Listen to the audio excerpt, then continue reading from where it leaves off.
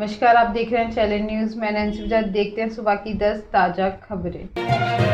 राहुल गांधी को पूजा भट्ट का साथ। बॉलीवुड एक्ट्रेस और फिल्म मेकर पूजा भट्ट बुधवार को राहुल गांधी के साथ हैदराबाद में भारत जोड़ो यात्रा में शामिल हुई। दोनों एक साथ पैदल चले और कई मसलों पर चर्चा भी की। पूजा भट्ट और राहुल गांधी की फोटो कांग्रेस की ओर से सोशल मीडिया पर पोस्ट की गई है और लिखा है कि हर रोज नया इतिहास रचा जा रहा है और हर रोज देश में मोहब्बत चाहने वालों की तादाद बढ़ रही है। पूजा भट्ट के इस मुहिम से जुड़ने के बाद सोशल मीडिया पर उनके कांग्रेस में शामिल होने को लेकर कयास लगाए जा रहे हैं कि भट्ट भारत जोड़ो यात्रा से जुड़ने वाली पहली बॉलीवुड एक्ट्रेस है। भारत जोड़ो यात्रा में तमिल तेलुगु फिल्मों की अभिनेत्री पूनम कौर और राहुल गांधी की एक फोटो सोशल मीडिया पर जमकर वायरल हुई भी। इसमें दोनों एक दूसरे का हाथ पकड़े नजर आ रहे। इस फोटो को पोस्ट करके कर्नाटक भाजपा नेत्री प्रीति गांधी ने लिखा है कि अपने परदादा के पद चिन्हों पर चलते हुए पूनम कौर ने भी उन्हें करारा जवाब दिया। प्रीति गांधी की पोस्ट को रीट्वीट करके पूनम कौर ने लिखा है कि वास्तव में आप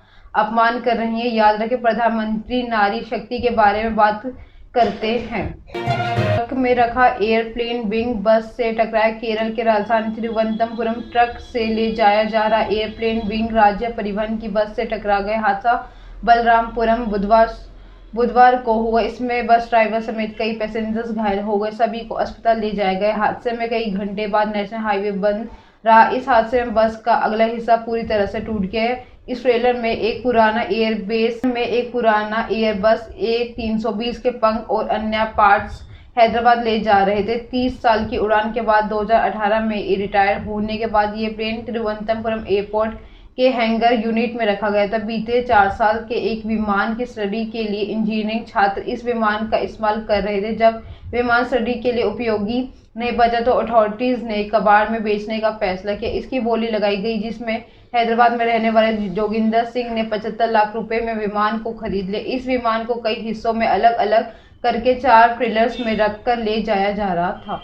हादसे के बाद ट्रेलर का ड्राइवर फरार हो गया। पुलिस ट्रेलर को हटाने के नाकाम रही, जिसके चलते लंबा जाम लग गया। दूसरे ट्रेलर के ड्राइवर ने आकर ट्रेलर हटाया।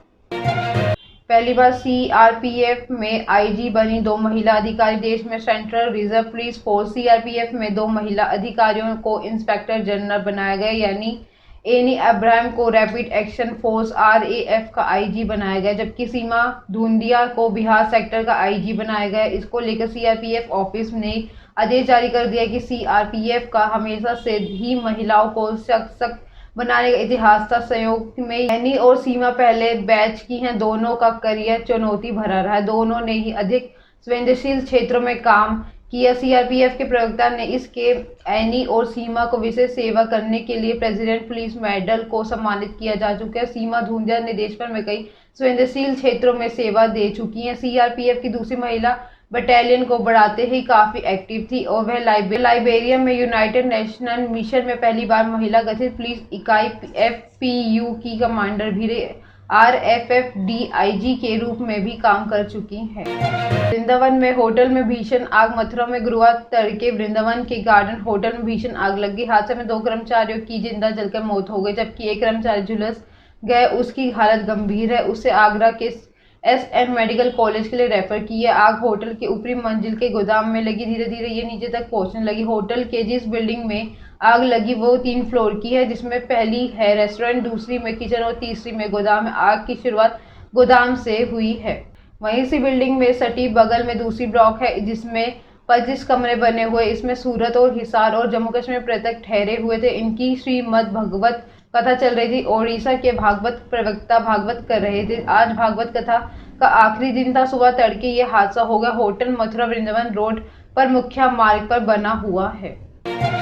रूस को हथियार भेज रहा था साउथ कोरिया। अमेरिका ने साउथ कोरिया पर रूस को सीक्रेट तरीके से हथियार सप्लाई करने का आरोप लगाया। न्यूयॉर्क टाइम्स के रिपोर्ट के मुताबिक यूक्रेन के साथ जंग में साउथ कोरिया रूस की मदद कर रहा है। मिडिल ईस्ट और नॉर्थ अफ्रीका के रास्ते हथियार रूस पहुंचाए जा रहे हैं। अमेरिका रक्षा विभाग पेंटागन के प्रवक्ता जॉन कर्बी ने कहा, हमारी जानकारी के मुताबिक मिडिल ईस्ट नॉर्थ अफ्रीका के रास्ते हथियार सीक्रेट तरीके से रूस पहुंचाए जा रहे। सितंबर में खतरे भी थे कि रूस साउथ कोरिया से हथियार खरीदने के बारे में सोच तरीके से रूस पहुंचाए जा रहे थे। सितंबर में खबरें थी कि रूस साउथ कोरिया से हथियार खरीदने के बारे में सोच रहा था। फिलहाल हथियार रूस पहुंचे ये हैं या नहीं कंफर्म नहीं है, हम इसकी जांच कर रहे हैं। जॉन कर्बी ने कहा, हम अमेरिका इस बात से भी चिंतित है कि ईरान ड्रोन और मिसाइलों रूस को भेज रहा था। जंग के 8 महीने बाद रूस ने यूक्रेन पर ईरानी हथियारों से हमला करना शुरू कर दिया।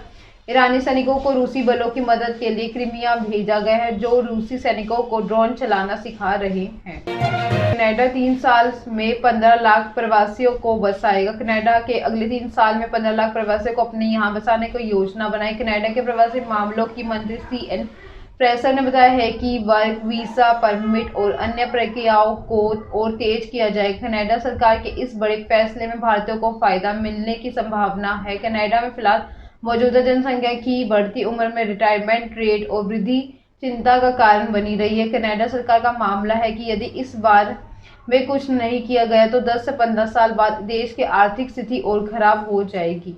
स्कूलों और अस्पतालों को सुचारू ढंग से चलाना मुश्किल हो जाएगा। एक हफ्ते पहले ही जनगणना एजेंसी ने बताया है कि हर 5 में से 1 कनाडाई दूसरे देश में यहाँ आकर बसा। देश के लगभग 7% लोग प्रवासियों के बारे में सकारात्मक रवैया रखते हैं। 2021 की जनसंख्या के अनुसार कनाडा में लगभग 18.5 लाख भारतीय मूल के लोग रहते हैं। ये कनाडा की जनसंख्या का 5% हिस्सा। ज्यादातर भारतीय ओंटारियो को ब्रिटिश कोलंबिया में रहते हैं। पिछले कुछ समय में एल्बर्टा और क्यूबेक में भी भारतीय लोगों की जनसंख्या बढ़ रही है।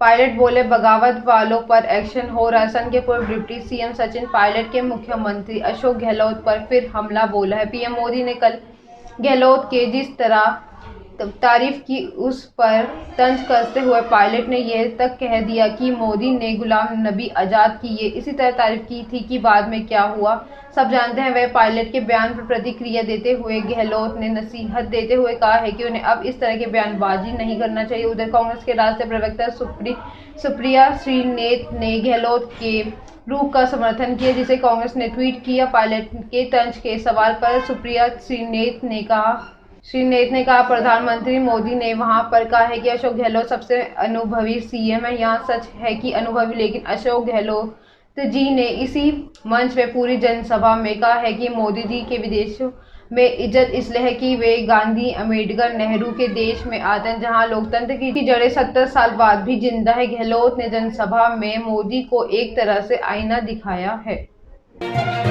आगरा के बड़े होटल बने जिस्म फरोशी का अड्डा। पुलिस ने आगरा के सेक्स रैकेट की सरगना रोशनी के खिलाफ कोर्ट में चार्जशीट दाखिल कर दिया। पुलिस की जांच के कई बड़े होटल तक पहुंची। ये लड़कियों के नाम पर ऑनलाइन कमरे बुक होते हैं, कस्टमर भी ऑनलाइन ही डील किए जा रहे हैं। रेट 2000 रुपये से लेकर 25,000 रुपये तक चल रहा। थाना न्यू आगरा पुलिस में 4 अगस्त को एक कार में 4 युवकों पर एक युवती को पकड़ा था। युवती ने पुलिस को बताया है कि वे बुकिंग पर आगरा बुलाई गई थी।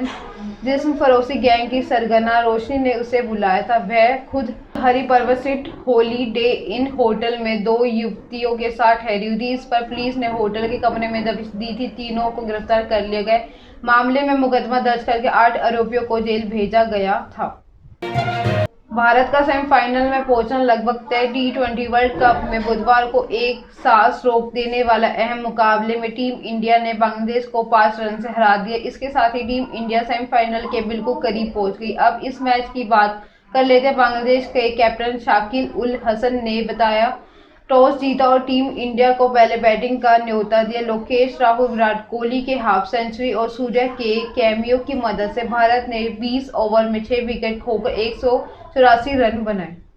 जवाब में बांग्लादेश के ओपनर लिटन दास ने जबरदस्त शुरुआत की। बारिश शुरू होने के पहले बांग्लादेश ने 7 ओवर में 66 रन बनाए थे और उसका कोई विकेट नहीं गिरा था।